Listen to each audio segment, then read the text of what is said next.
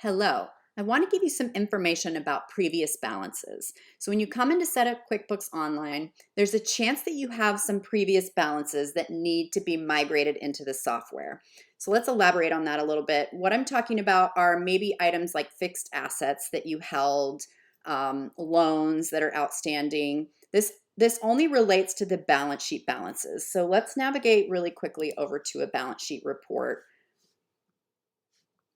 Since a balance sheet has a cumulative running balance, oftentimes when you set up in a bookkeeping software, if you had some activity beforehand, you need to get some balances set up in the software. And that is done with a journal entry.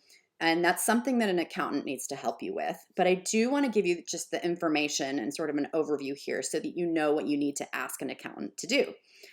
So again, there may be, and this is related to balance sheet balances. So there may be things like an inventory balance that was there before you set up in QuickBooks, or an asset, maybe a business vehicle that you're holding.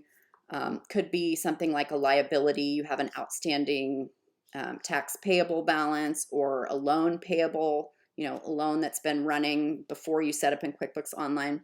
So with any of these balances, again, they have to be entered into QuickBooks via a journal entry just for that first time as you're setting up. So if you have anything like this, make sure you talk to an accountant, have them set you up with the balances correctly in QuickBooks, and then you'll be fine going forward. But this is just sort of an initial step if you're setting up in QuickBooks for the first time and you had some outstanding balances.